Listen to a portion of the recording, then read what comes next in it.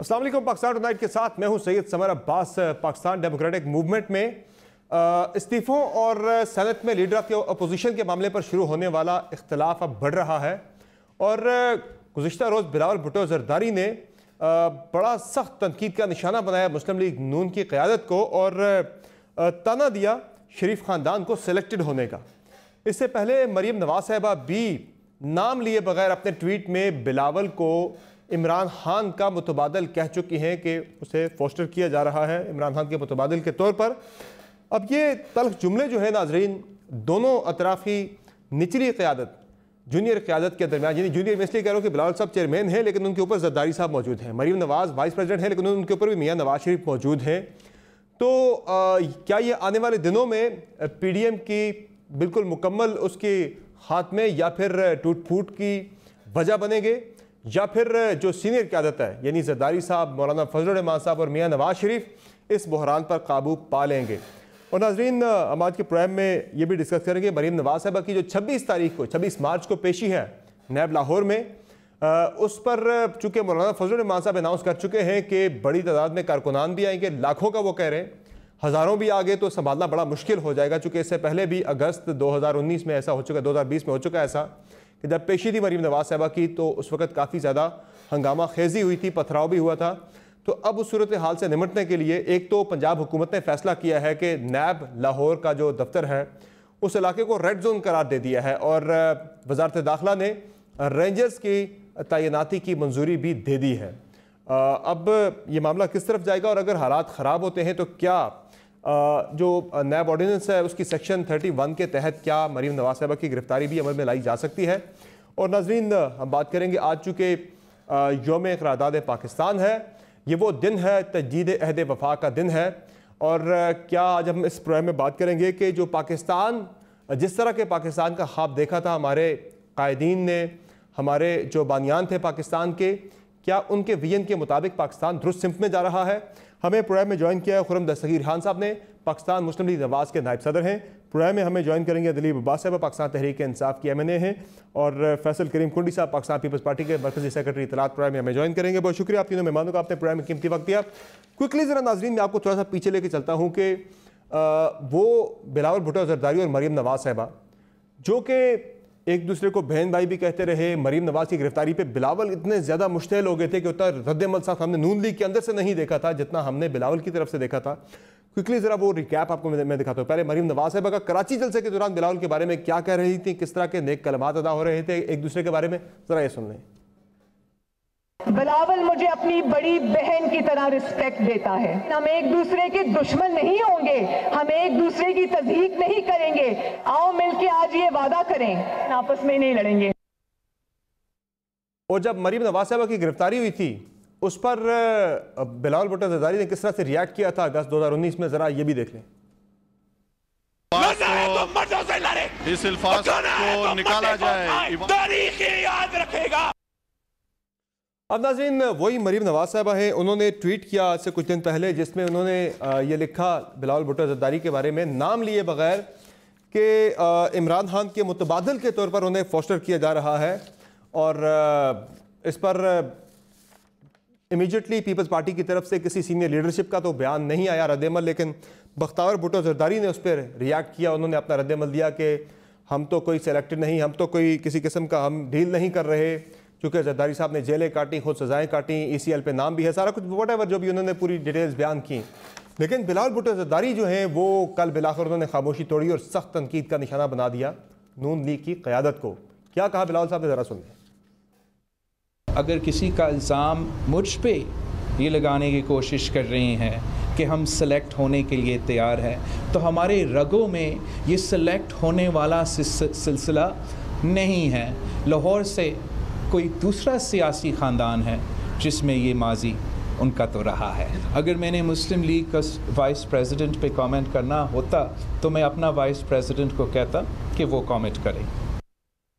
खुर्रम दस्तगीर खान साहब, कल के जो बयानात थे बिलावल भुट्टो ज़रदारी के, एक तो उन्होंने कहा कि मुझे सेलेक्टेड ना कहें, हमारी रगों में ऐसा मामला खून नहीं है, ये तो लाहौर का एक ख़ानदान है, ज़ाहिर वो शरीफ ख़ानदान की तरफ इशारा कर रहे थे कि वो माजी में सेलेक्ट होते आए हैं। फिर मरीम नवाज के बारे में भी उन्होंने बराह रास्त रिस्पॉन्ड करने के बजाय कहा कि वो मेरे ओहदे के बराबर नहीं है, मैं उनको जवाब नहीं दूंगा, कि वो नायब सदर है, मेरा नायब सदर उन्हें जवाब देगा अगर देना मकसूद हुआ तो। ये किस तरफ जा रहा है मामला? कल को एक दूसरे को बहन भाई तक कह रहे थे, अब माजी की सियासत में नहीं जाएंगे, एक दूसरे के खिलाफ जातियात पे नहीं आएंगे, अब मामला फिर वहीं पे आ गया। जी, मामला इंशाअल्लाह ऐसन तरीके से और एक दूसरे के एहतराम के साथ आगे चलेगा। एक वक्ती तौर पे जरूर गुफ्तगू हुई है पिछले पीडीएम के इजलास में, पिछले मंगल को था, एक हफ्ता पहले। बिल्कुल, जरदारी साहब ने एक तवील तकरीर की थी, फिर कल बिलावल साहब ने बात की है, फिर मरियम बीबी ने भी गुफ्तगू की है। लेकिन हमें चूंकि आगे बढ़ना है और पीडीएम का मकसद तो पाकिस्तान के अवाम को माजी की जो आमरीयतें हैं और गैर आईनी मुदाखलत है पाकिस्तान की सियासत में, उससे आज़ाद करना है। और गालिबन उसका एक बेहतर हिस्सा ये भी है कि पार्टियों के जो अपने माजी हैं, अगर आप उसमें जाएंगे, आप मुस्लिम लीग नून के माजी में जाएंगे, आप पीपल्स पार्टी के माजी में 1958 तक जाएंगे, तो फिर हम सबके पास बहुत एमिनिशन है एक दूसरे को क्रिटिसाइज करने के लिए। बिल्कुल। लेकिन अगर हमने बेहतर तरीके से आगे बढ़ना है, और जो अंग्रेजी में कहते हैं आईज ऑन द प्राइज, कि हमें अपनी आंखें जो है उस मकसद के लिए उस पर रखनी है जो हमने 20 सितंबर को जो 27 नुकात दिए थे। और हमें यह भी याद रखना है कि हमारे साथ पीडीएम में पाकिस्तान के दूसरे सूबों की जमातें भी हैं, छोटे सूबों की, बलोचिस्तान की, खैबर पख्तूनख्वा की, जिनकी तारीख भी बड़ी तल्ख है और बड़ी उसमें मुश्किलात हैं, उसमें तारीख दौर है। तो उनको भी हमें साथ लेकर चलना है। और इसीलिए ये जो पूरे मुल्क की मुख्तलिफ जो इकाइयां हैं, उनको इकट्ठा लेकर चलने का जो अज़म है, ये उसका तकाजा यही है कि हम एक दूसरे का एहतराम करें। तो जरूर मुझे एक दुख तो जरूर हुआ इस वक्ती तलखी से, लेकिन मुझे यकीन है कि दोनों जो कायदीन हैं, मोहम्मद नवाज शरीफ भी और जरदारी साहब भी, वो सूझबूझ के साथ आगे चलेंगे। और ये जो एक एपिसोड हुआ है, इसको हमें भुलाने की जरूरत नहीं है, समझने की जरूरत है, लेकिन इससे सबक सीखकर आगे जाना है। लेकिन सर खुर्रम साहब, अब ये बहस जो एक दोबारा से चल पड़ी है सेलेक्टेड की, मरियम साहब ने छेड़ी, बिलावल ने उस पर रिस्पॉन्ड किया। पहले आप दोनों मिलकर इमरान खान साहब को सेलेक्टेड कहते थे, अब दोनों एक दूसरे को सेलेक्टेड कहने लग गए हैं। तो जरा ये तो आज कंक्लूड हो जाए कि सेलेक्टेड असल में है कौन और या कौन बनने जा रहा है दोबारा से।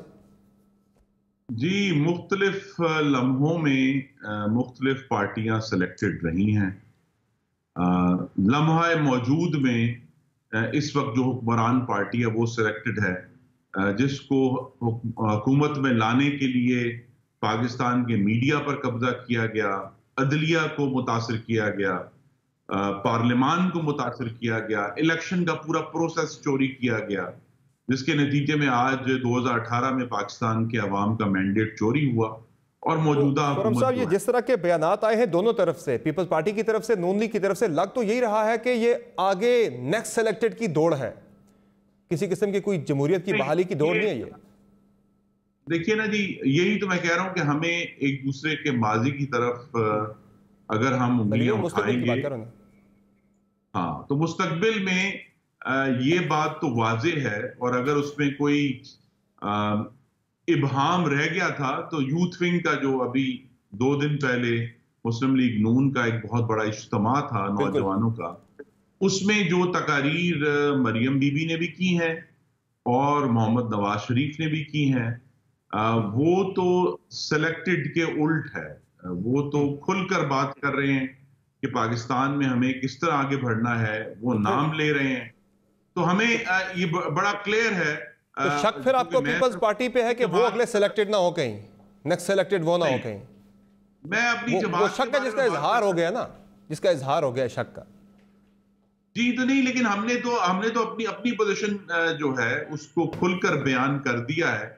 और यही उम्मीद है, जिसका मैंने कहा कि जब पीडीएम बनी थी 20 सितंबर 2020 को, तो उसमें वाज़े तौर पे, अगर आप मुझे इजाजत दे दें, जी जी जी, उसमें जो उसका दूसरा नुक्ता था वो पढ़ना चाहता हूं कि मौजूदा सिलेक्टेड हुकूमत को मसनूई इस्तेहकाम इस एस्टेब्लिशमेंट ने बख्शा है, जिसने इलेक्शन में धांधली के जरिए इसे अवाम पर मुसल्लत किया। इजलास ने मुतालबा किया कि एस्टेब्लिशमेंट सियासत में हर किस्म की मुदाखलत फौरी तौर पर बंद करे। तमाम इदारे आइन के तहत दिए गए हल्फ और मुतय्यन करदा हदूद की पाबंदी और पासदारी करते हुए सियासत में मुदाखलत से बाज रहें। ये दूसरा नुक्ता था पीडीएम का जिस पर हमने इत्तफाक किया था। यही हमारे सामने रहना चाहिए और मुझे यकीन है एक्शन प्लान भी था खुर्रम साहब, एक्शन प्लान भी था, एक एक्शन प्लान भी था जो कि तय पाया था उस एपीसी के अंदर। उसमें आखिरी नुक्ता यही था कि अदम एतमाद की तहरीक और इस्तीफों समेत तमाम ऑप्शन एक्सरसाइज किए जाएंगे। तो वो पीपल्स पार्टी इसी पे शौक में है, वो कह रहे हैं यार बाकी चीज़ें भी हुई नहीं है, अदम एतमाद वाला मामला हुआ ही नहीं है, पहले ही इस्तीफों पे चले गए। वो बिलावल साहब कल भी कह रहे थे, मुझे समझ नहीं आ रही ये किसका आइडिया था कि एकदम से इस्तीफों को अटैच कर दिया गया लॉन्ग मार्च के साथ, वहीं से सारा काम खराब हुआ।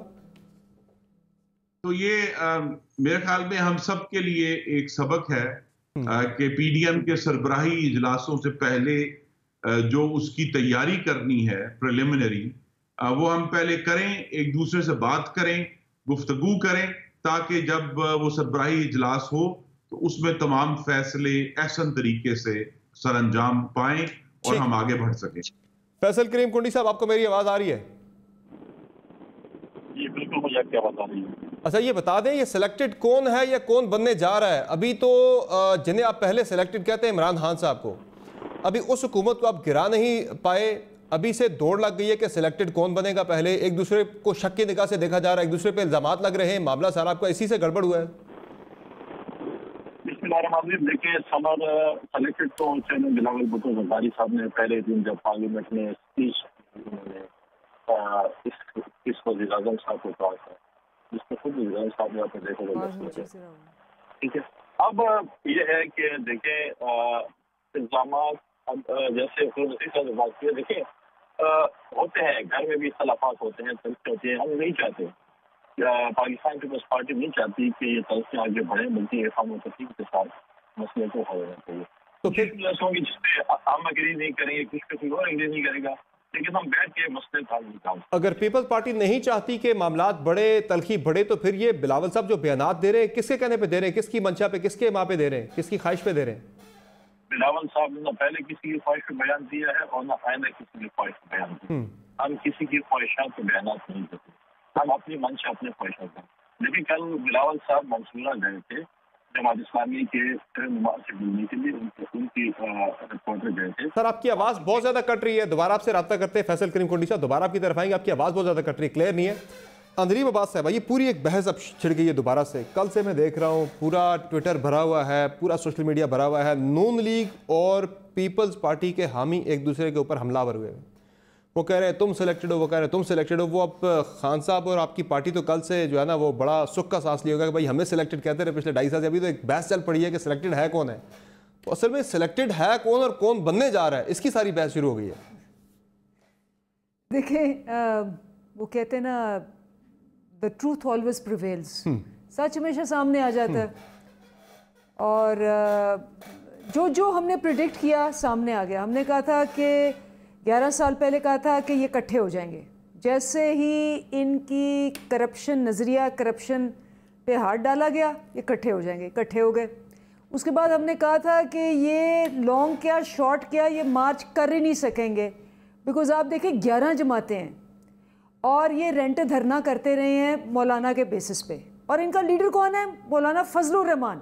आप सोचें, और उसके पीछे पीछे ये सारे 11 लगे हैं, 22 करोड़ अवाम देख रहे हैं कि इनका लीडर है मौलाना फजलुर रहमान। नवाज शरीफ भी उसको फ़ोन कर रहे हैं, मरियम भी उसके पीछे पीछे लगी हुई है, पीपल्स पार्टी भी कह रही है जी। और वजह क्या है? वजह यह कि उनके पास वो एक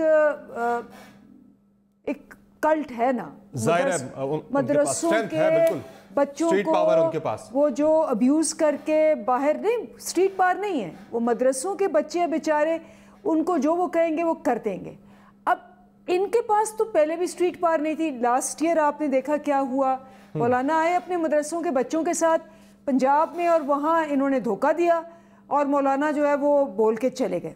तो इस दफ़ा भी हमने कहा था कि ये जो आपस में सिंसियर नहीं है, आपस में इनकी बात नहीं चीज चलती, तो इन्होंने एक दूसरे के साथ क्या सिंसियर होना है। अब काजी हुसैन, वो सॉरी जो हाफिज़ हुसैन अहमद हैं, उन्होंने क्या कहा?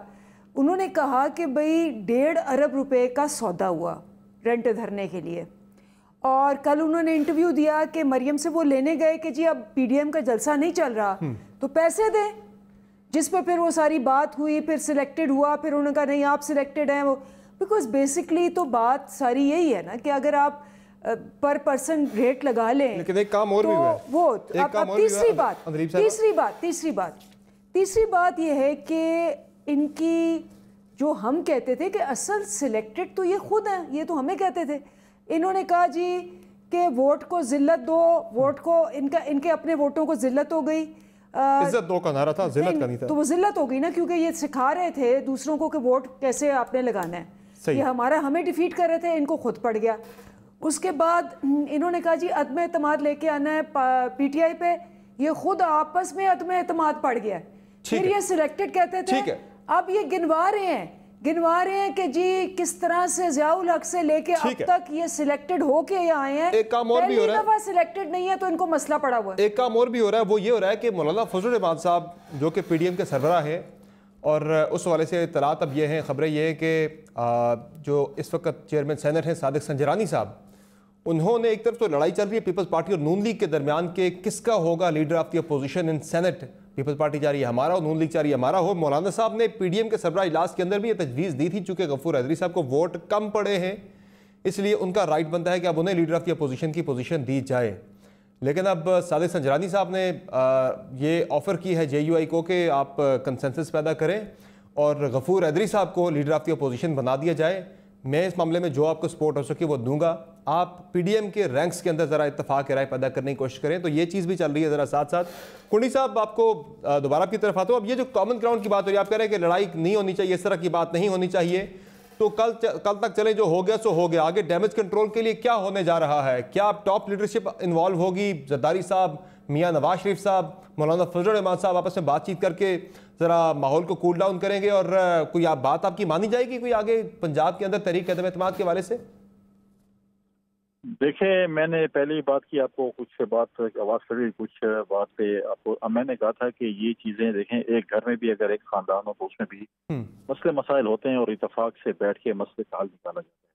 और मैं भी समझता हूँ कि ये तलखें जो है इसको आगे नहीं बढ़ना चाहिए और इस मसले को जो है वो अफ़ाम व तफ़हीम के साथ और हल करना चाहिए। और पीडीएम की लीडरशिप बैठ के इसको मुझे कभी यकीन है कि हल करेगी। पहले भी मसाइल हुए थे, पहले भी इस्तीफ़ों की बात हुई थी, बाकी चीज़ों की बात हुई थी, लेकिन हमारा एक पॉइंट ऑफ व्यू था पाकिस्तान पीपल्स पार्टी का कि हमें जो है वो करना चाहिए अपना अदम एतमाद की, हमें जो है वो जो बाई इलेक्शन है वो लड़ने चाहिए, हमें सेनेट का इलेक्शन लड़ना चाहिए और हमें अदम एतमाद की तहरीक की तरफ जाना चाहिए। और जब अदम एतमाद की तहरीक की बात हुई तो हमें अपने दोस्तों ने कहा कि हम कैसे मेंबर्स पूरे करेंगे। तो देखें, अगर ज़िमनी इलेक्शन की बात हुई, हमने उसमें मेजॉरिटी सीटें जीती। सेनेट में हमने इस हुकूमत पे, इस वज़ीर-ए-आज़म पे कौमी असम्बली में तारीख में पहली दफ़ा हुआ है कि हुकूमत को हमने शिकस्त फाश दी और आपने देखा किस तरीके से जो है इनको जो है वहाँ पर रिश्वत गिराने की सूरत में अदम एतमाद की तहरीक हम साबित कर दिया कि हम अदम एतमाद की तहरीक कामयाब कर सकते हैं। तो ये चीज़ें हैं, हम अभी भी कह रहे थे कि अदम एतमाद की तहरीक पहले आनी चाहिए। हमारे पास स्टेप्स हैं, 2-3 स्टेप्स हैं, उसके बाद अगर ना हुआ तो हम जो है वो पे दे सकते हैं। ये जो पंजाब में तहरीक अदम एतमाद के हवाले से तो मियाँ साहब ने पिछले पीडीएम के सरबराह इजलास के अंदर रिजेक्ट कर दी थी पीपल्स पार्टी की तजवीज़, क्या उस पर दोबारा से कोई बातचीत बन रही है कि वहाँ नून लीग एग्री करेगी? पीडीएम की जमातों में रिजेक्ट करना, एक्सेप्ट करना हर किसी का जमहूरी हक है। हमने ये तजवीज़ दी है, हमने कोशिश की है कि हम कन्विंस करें अपने पीडीएम के दोस्तों को। अगर वो कन्विंस नहीं हो, क्योंकि वहाँ पर तो मेन रोल भी देखें, बगैर PMLN के और बाकी जमातों के हम वहाँ पर अदम एतमाद की तहरीक मरकज में या सूबे में नहीं कर सकते। या आपने देखा जो पीडीएम की कामयाबी हुई है सेनेट में और ज़िमनी इंतखाबात में, वो पीडीएम की मुश्तरका कामयाबी हुई है। हम ये नहीं कहते कि फलां की कामयाबी, मैं ये नहीं कहता हूँ कि गिलानी साहब जो हैं वो पीपल्स पार्टी की कामयाबी है। गिलानी साहब अगर जीते हैं वो पीडीएम की जीत है। गिलानी साहब के जिस तरीके से इस हुकूमत ने 7 वोटों का दिन दहाड़े 21 करोड़ आवाम के सामने डाका डाला और वोट चोरी किए, जो इनके मंशूर में है। पहले भी वोट चोरी के जरिए ये हुकूमत आई और अब दिन दहाड़े सबके सामने आपने देखा कि 7 वोट इस तरीके से रिजेक्ट किए गए और हम अदालत में गए हैं। और इंशाल्लाह में पूरा यकीन है कि बहुत जल्द अदालत ये फैसला करेगी और बहुत जल्द इंशाल्लाह यूसुफ रज़ा गिलानी साहब जो है वो पीडीएम के जो है वो चेयरमैन सेनेट होंगे और आप देखेंगे इंशाल्लाह हमें जो है हम सुरखरू होंगे अदालतों में। ठीक है, खुर्रम दस्तगीर खान साहब, अब कॉमन ग्राउंड क्या निकल सकता है, यानी कि हालात बेहतर कैसे हो सकते हैं? क्या ऐसा है, कहीं ज़ाहिर है कहीं ना कहीं नून लीग को पीछे हटना होगा, कहीं पीपल्स पार्टी को किसी नुक्ते पे पीछे हटना होगा। लड़ाई तो दो बड़ी अहम चीज़ों पे है। एक तो है इस्तीफ़ों का मामला, पीपल्स पार्टी फिलवक्त इस्तीफे नहीं देना चाहती। वो कहते हैं कि तहरीक अदम एतमाद का मामला जो है उस पर ऑप्शन को पहले एक्सरसाइज किया जाए, और पंजाब जो है वो पहला ग्राउंड है सेट किया जा रहा है। पीपल्स पार्टी चाह रही है कि वहाँ पर पहले तहरीक अदम एतमाद आनी चाहिए। और दूसरा मामला है सेनेट में लीडर ऑफ द अपोजिशन का, तो कहीं पे नून लीग को पीछे हटना पड़ेगा, कहीं पे पीपल्स पार्टी को 2 कदम पीछे आना पड़ेगा। तो आपको क्या लग रहा है किस पार्टी को किस पोजीशन पे पीछे आना चाहिए तो सूरत हाल ठीक हो सकती है? हमारा सबसे अहम कॉमन ग्राउंड जो है वो इस नालायक हुकूमत की जो गरीब दुश्मन और तरक्की दुश्मन पॉलिसियां हैं, जो बिजली ये 36% बढ़ाने की मंजूरी दे चुके हैं, जो गैस 220% बढ़ाने जा रहे हैं, पिछले 20 महीने से एशियाई खुर्दोनोश की महंगाई जो है वो 10% से ऊपर है मुसलसल हर माह। और अभी रमजान मुबारक आने वाला है और तमाम दावे जो इमरान खान साहब के थे चीनी के मामले में वो गलत साबित हो गए हैं। चीनी फिर 110 रुपए किलो बिक रही है। आपस की लड़ाई आपकी खत्म होगी तो गवर्नमेंट से लड़ाई करेंगे ना, उसके बाद उस तरफ आएंगे आप। अभी तो अंदरूनी लड़ाई को आपने खत्म करना है ना पहले। मैं यही जो असल बात ये है कि हम अवाम की पार्टियां हैं और अवाम की तरफ से जो प्रेशर है वो यही है कि अपने इख्तलाफात खत्म करें और इस गरीब दुश्मन हुकूमत से जिसने गरीबों के गले काट दिए हैं बिजली और गैस की महंगाई से, चाय खुर्दोनोश की महंगाई से, इस हुकूमत को यहां से बाहर निकालें, इसकी कोशिश शुरू करें। यही सबसे बड़ा प्रेशर है हमारी पार्टियों के ऊपर, क्योंकि हम अवाम में से हैं, अवाम के मुंतखब नुमाइंदे हैं। अवाम हमें यही कहते हैं कि हमें नहीं मालूम कि आपके क्या इख्तलाफात हैं, सेनेट में chair leader of the opposition कौन बनेगा। मैं अपने हल्के में मौजूद हूं, मेरे हल्के के वोटर आज दोपहर भी जब मैं गया हूं, सबकी वाहिद डिमांड यह है कि खुदा के लिए इस हुकूमत ने हमारी चीखें निकाल दी हैं, इस हुकूमत को फारिग करें। ये जो चीज है, अवाम का जो दबाव है वो इन पार्टियों का ज़हन फोकस करेगा और इसमें जो भी हमें आपस में एक अफाम तफहीम से ये जो लीडरशिप पोजीशंस हैं ये इतनी अहम नहीं है जितना सबसे अहम तरीन ये है कि अवाम को रिलीफ देना जो है, और जो रिलीफ एक ही चीज तो से आएगा, कदम बढ़ाए सर, से हम छुटकारा देंगे। फिर कदम बढ़ाएं सर, नून लीग कुर्बानी दे, ऑफर दे कि ठीक है यार हम छोड़ते हैं, दस्तबरदार होते हैं लीडर ऑफ अपोजिशन की इस लड़ाई से। कहिए अभी इस प्रोग्राम में ऑफर कर दें कि जी लीडर ऑफ अपोजिशन आप बैठ जाए, हम तो बन जाए, हम तो अवाम के खातिर निकलना चाहते हैं। नंबर 1 नंबर 2 असेंबली में 83 वोट बगैर किसी पैसे के पूरे के पूरे 100% यूसुफ गिलानी को पोल हुए। सेनेट में 49 वोट पूरे के पूरे यूसुफ गिलानी को पोल हुए। तो हमने तो मुस्लिम लीग नून ने इस पीडीएम में और पीपल्स पार्टी को सपोर्ट करने में मुकम्मल और भरपूर किरदार अदा किया है और जरूरत पड़ेगी तो मजीद भी करेंगे। यानी लीडर ऑफ द अपोजिशन पे नून लीग अपने मौकिफ से पीछे हट सकती है, पॉसिबिलिटी मौजूद है कि वो दे दें। नहीं कर दें ना, अवाम की खातिर ऑफर कर दें, अवाम की खातिर करें ना, अवाम की खातिर करना है। हमारी जो सबसे बड़ी अवाम की खातिर एक सीट नहीं छोड़ सकते। 36% बिजली बढ़ाने के चले 36% बिजली के खातिर छोड़ दें सीट, 20% गैस बढ़ाने गैस की खातिर छोड़ दें सीट। हुकूमत जो अपने ब्रॉडशीट के फैसलों की फाइलें गायब कर रही है उसे दस्तबरदार हो। हुकूमत ने जो बिजली के जो सर वो फाइलें तो कह रहे हैं पुरानी गायब हुई है, वो फाइलें तो जो रिपोर्ट आई है कमीशन की वो कह रहे हैं कि पुरानी हुकूमतों में गायब हुई है वो फाइलें, रिकॉर्ड चोरी हुआ है। जो फंडिंग का केस जो है वो लटका के बैठी हुई है इलेक्शन कमीशन में, उसका जो डिले है उससे दस्तबरदार हो। हुकूमत का हमारा तो काम ये कि हुकूमत अपनी नालायकी से दस्तबरदार हो और अवाम खुद ही चले जाए, इनको ना उठना पड़े। सारे मामला ये मूवमेंट नहीं कर सकते, मुझे इन्होंने हथियार डाल दिए। मुझे एक मुख्तसर ब्रेक लेनी है, ब्रेक से वापस आएंगे तो नाजरीन इस मामले पर भी मजीद बात करेंगे और मरीम नवाज की पेशी के वाले से बात करेंगे कि बड़ा फैसला आज आया है पंजाब गवर्नमेंट का कि उन्होंने रेड जोन डिक्लेयर कर दिया है नैब लाहौर के इर्द गिर्द के इलाके को, और साथ ही साथ वजारत दाखिला ने रेंजर्स तैनात करने की मंजूरी दे दी है। क्या हो सकता है आने वाले 2-3 दिन बड़े इंपॉर्टेंट हैं। बात होगी ब्रेक के बाद, हमारे साथ रहिए।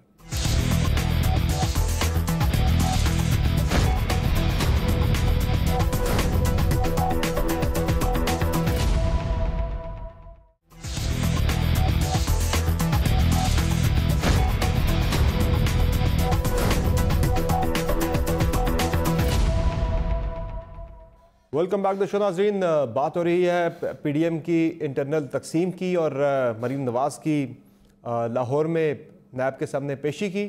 तो इस पर अब एक तो जिस तरह मैंने बताया कि वज़ारत दाखिला ने भी रेंजर्स की तैनाती की का ऑर्डर दे दिया है, लेकिन इसमें अब कुछ इत्तलात ऐसी भी आ रही हैं, कुछ मैं डिटेल्स आपके साथ शेयर करता हूँ। एक तो यह है कि चौधरी शुगर मिल्स का जो मामला है उसमें मरीम नवाज़ की गिरफ्तारी नहीं हो सकती, क्योंकि इसमें पहले नैब जो है उनकी ज़मानत की कैंसलेशन के लिए अदालत में गया हुआ है, और जो प्रॉपर्टी वाला केस है 1440 कनाल वाला, उसमें भी कोई ज़्यादा इम्कान नज़र नहीं आ रहा कि मरीम नवाज़ को गिरफ़्तार किया जाए। हाँ, अगर ज़्यादा बंदे चढ़ाई कर देते हैं नैब लाहौर पर और एक यलगार हो जाती है, हमला हो जाता है, जिसका इम्कान मौजूद है, जब इतना बड़ा मॉब होगा, इतने ज़्यादा लोग वहाँ पे जाएंगे, मौलाना साहब तो क्लेम कर रहे हैं कि लाखों की तादाद में लोग जाएंगे मरीम नवाज़ के साथ इज़हार यकजहती के लिए, तो फिर खून खराबा हो सकता है, हालात ख़राब हो सकते हैं वहाँ पे। तो उस पर फिर नैब ऑर्डिनेंस की सेक्शन 31 जो है वो ये कहती है कि अगर कोई बंदा नैब की इन्वेस्टिगेशंस को कॉम्प्रोमाइज़, हैम्पर, मिसलीड, जेपरडाइज और डिफीट करने की कोशिश करे तो उसमें जो है उसकी गिरफ्तारी हो सकती है, और ये 10 साल तक के लिए गिरफ्तारी अमल में लाई जा सकती है। और उसमें भी एक फिर शर्त यह है, अगली जो उसकी सेक्शन उसकी जो सब क्लॉज भी है वो ये कहती है कि इस तरह की अगर कोई प्रोसीडिंग अगर होनी है तो उसमें एक कमेटी है जिसमें चेयरमैन, डिप्टी चेयरमैन नैब और प्रोसिक्यूटर जनरल वो हैं, वो इसका फैसला करेंगे कि गिरफ्तारी होनी, यानी कि फौरी गिरफ्तारी नहीं हो सकती, उसके बाद अमल में लाई जा सकती है। तो यानी कि जो 26 तारीख को मरीम नवाज़ की पेशी है उसमें गिरफ्तारी का इम्कान ना होने के बराबर है। लेकिन ज़रा ये बता रहे हैं कि अगर वहाँ पर ऑब्स्ट्रक्शन हुई, किसी किस्म की मारदाड़ हुई, तो फिर सेक्शन 31 जो है उसके तहत मरीम नवाज़ की बाद में गिरफ्तारी अमल में लाई जा सकती है। अंदरी नवाज साहिबा, ये जो मामला है मरीम नवाज़ का, जिस तरह से हमने देखा कि वहाँ पे रेड जोन डिक्लेयर कर दिया गया है नैब लाहौर को, 2 दिन के लिए पुलिस और रेंजर्स वहाँ पे तैनात की जाएगी, आने देते, इसमें क्या मसला था? जिस तरह से पहले ज़ाहिर है वो बदनामी तो उस पार्टी की होनी है ना जिसने आके इस तरह से करेगी। पहले भी आज नून लीग को आज तक आप पीटते हैं उनका 98 वाला कि हमला किया था। देखिए बात यह है कि ये 22 करोड़ अवाम के सामने ना ये इनकी चीथड़े उड़ गए हैं। मतलब आप देखें कि सारी दुनिया जा रही है नैब में जवाब देने। पिछली दफ़ा मरियम को बुलाया, ईंटें रोड़े अटैक किया नैब पे, आप सब ने लाइव दिखाया।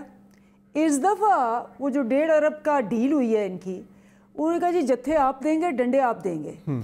तो पूरी तैयारी कर रहे हैं। आप इनकी जो हिस्ट्री है, सुप्रीम कोर्ट पे भी इन्होंने जजों को मारा कि आप हमें हमारी करप्शन पे पूछ क्यों रहे हैं। अभी भी ये कि हमारी करप्शन पे क्यों पूछ रहे हैं, मतलब ये आसमान से उतरी हुई है कि ये कहती है जब मैंने जवाब नहीं देना मैं जाऊंगी तो मैं जत्थे लेके जाऊंगी और मैं अटैक करूंगी जो मुझे पूछेगा कि मैंने चोरी क्यों की। वो तो कह रहे हैं हम यकजहती के लिए जा रहे हैं और एक लिमिट तक जाएंगे। इतनी ज्यादा हाइप क्रिएट खुद गवर्नमेंट ने कर दी है। तो पिछली दफा क्या हुआ था? पिछली दफा किसने बैरियर तोड़े, किसने ईंटें फेंकी? अभी तक क्या कार्रवाई हुई है? अभी तक क्या कार्रवाई हुई है? बिल्कुल, पंजाब गवर्नमेंट आपके पास है, स्टेट आपके पास, अभी तक कार्रवाई होनी चाहिए थी ना, एक्शन। आप मेरी जवाब पहले पूरे सुन लें। 7 माह हो गए, आप जवाब सुन लें। जी बिल्कुल सही आप कह रहे हैं। इनको बहुत छूट मिली हुई है। इदारों की कैपेसिटी जो है वो बहुत कम है, कन्विक्शन बहुत कम है। ये हरकतें जो यहाँ बैठ के कर रहे हैं, ये हरकतें किसी और मुल्क में होता है तो ये तो इनका क्या पूरे का पूरा जो है सिस्टम इनकी और इनका खानदान पूरा अंदर होता है जो भाग गया बाहर। एक बात सुने, इस वक्त तो ये जिसको कहते हैं ना पर्दे चाक हो गए हैं। इस वक्त बिलावल खड़े होके और जरदारी साहब खड़े होके कह रहे हैं कि वो बाहर बैठे हुए हैं। मरियम कह रही है जी मैं इमरान खान नहीं हूँ, मैं डर के नहीं भागूंगी। और बाप जो है वो कहता है मेरी जान को खतरा है, मैं अपनी जान बचा के बाहर भाग गया। वो मरियम भी कह रही है कि हाँ जी वो अपनी जान बचा के बाहर भाग गए। और खुद डंडा बरदार जत्थे हायर करके आ रही है अटैक करने कि मेरी चोरी और मेरी करप्शन पे आपने मुझे नहीं पूछना। तो ये हालात हैं।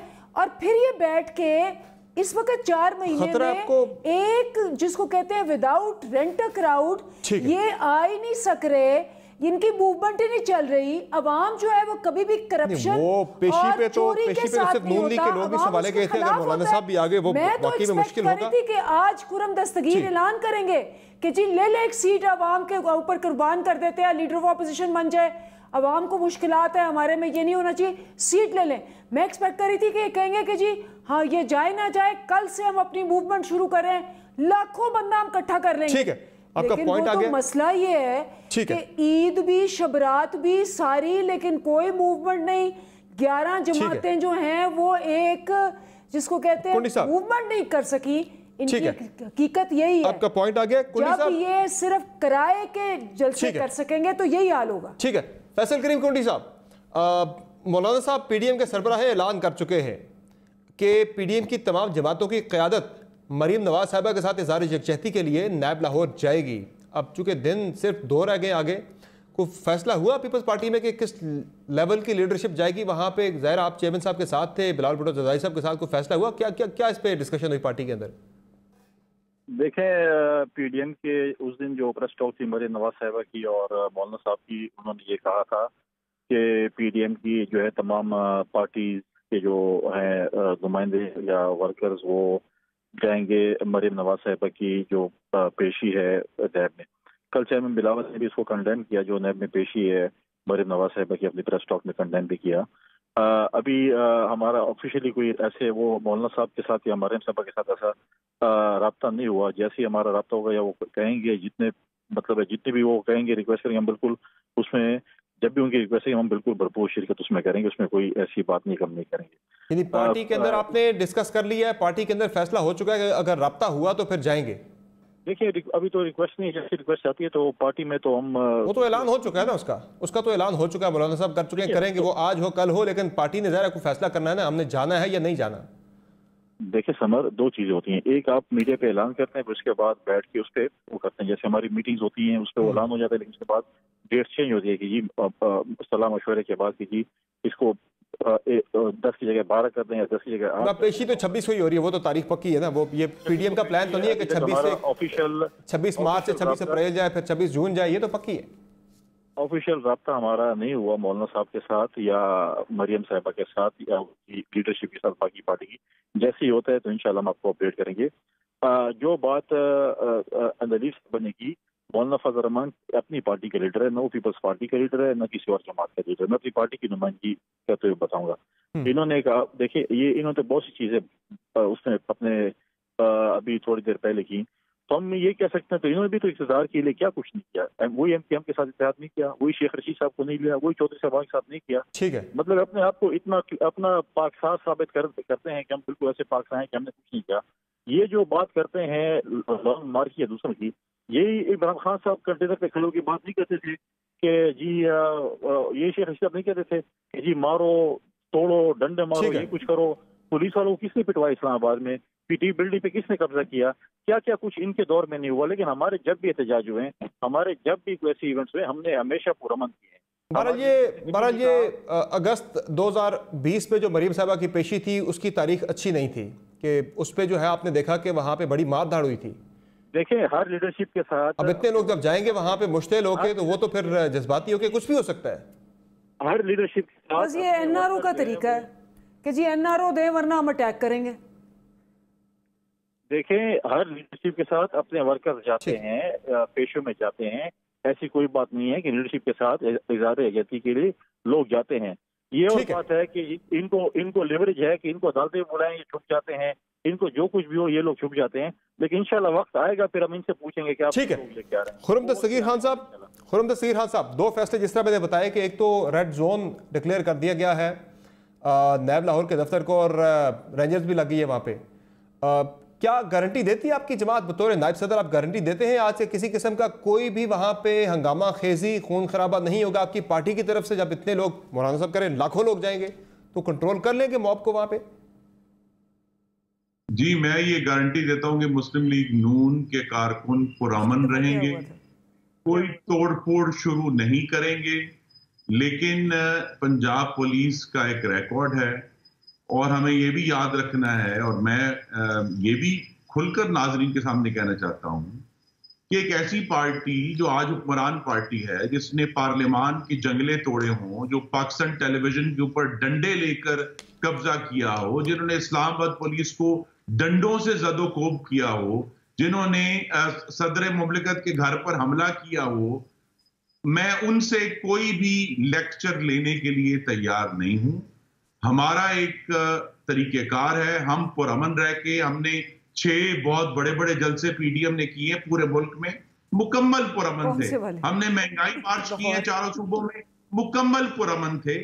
जो असल जवाब है वो नैब ने देना है कि नैब बकौल सुप्रीम कोर्ट ऑफ पाकिस्तान क्यों शहरियों के हकूक कुचलती है, क्यों उनकी आजादी सलब करती है। नैब क्यों जो है वो प्रोफेसर मियां जावेद का कत्ल करती है, ब्रिगेडियर असद मुनीर के कत्ल की जिम्मेदार है।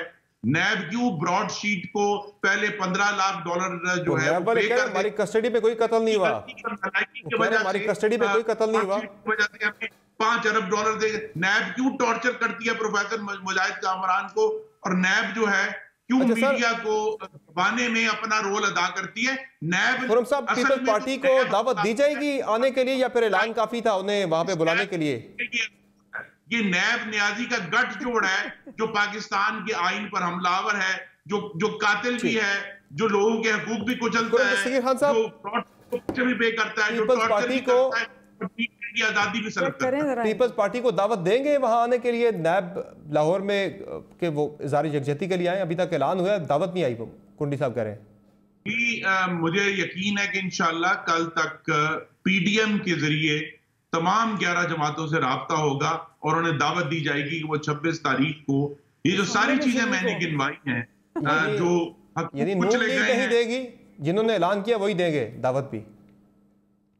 जी नहीं, पीडीएम के अंदर सेक्रेटरी जनरल हमारे शाहिद काका नबासी हैं, ठीक है, वो सदर जनाब मौलाना फजलुर रहमान के ताउन के साथ जो हैं वो तमाम पार्टियों को दावत देंगे कि वो 26 तारीख को इस पुरअमन जिद्दोजहद और एहतजाज में हमारे साथ शरीक हैं। ठीक है, क्विक ब्रेक लेंगे, ब्रेक से वापस आएंगे तो क्विकली बात करेंगे।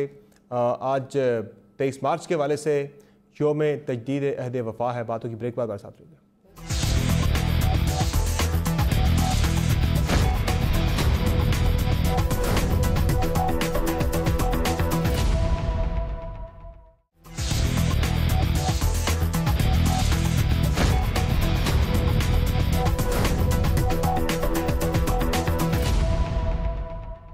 वेलकम बैक टू शो नाज़रीन। 23 मार्च 1940 को उस वक्त की क़यादत ने एक अहद किया, एक करारदाद पास हुई जिसकी सूरत में पाकिस्तान का क़याम वजूद में आया। अब आज का दिन नाज़रीन तजदीद अहद का दिन है। आइए मिल के ये अहद करते हैं कि जो पाकिस्तान बनाने वाले जो हमारे कायदीन थे, बानियान थे, उनके विजन की रोशनी में पाकिस्तान को दुनिया का अजीम तर मुल्क बनाएंगे। और आज के दिन हमें बिल्कुल नहीं भूलना चाहिए कि 23 मार्च 1940 को मंजूर होने वाली, पास होने वाली करारदाद की सूरत में पाकिस्तान का क़याम तो अमल में आ गया था, लेकिन पाकिस्तान नामुकम्मल है कश्मीर के बग़ैर। तो आज के दिन हमें उन कश्मीरियों को नहीं भूलना चाहिए कि जो न सिर्फ अपनी आज़ादी की जदोजहद कर रहे हैं बल्कि वो तकमील पाकिस्तान के लिए बेशबहा कुर्बानियाँ दे रहे हैं, अपनी जानें कुर्बान कर रहे हैं। तो आज के दिन हम सब कश्मीरियों की इस तकमील पाकिस्तान की जद्दोजहद पर उन्हें खिराज अक़ीदत पेश करते हैं और पाकिस्तानी तमाम कश्मीरियों के साथ भरपूर इज़हार यकजहती भी कर रहे हैं, उनके साथ भरपूर सपोर्ट का इयादा भी कर रहे हैं। इंशाअल्लाह कश्मीर आज़ाद होगा और पाकिस्तान जो है वो मुकम्मल हो जाएगा उस करारदाद की रोशनी में जो 23 मार्च 1940 को मंजूर हुई थी। आज के प्रोग्राम में इतना, इजाज़त दीजिए, अल्लाह हाफ़िज़।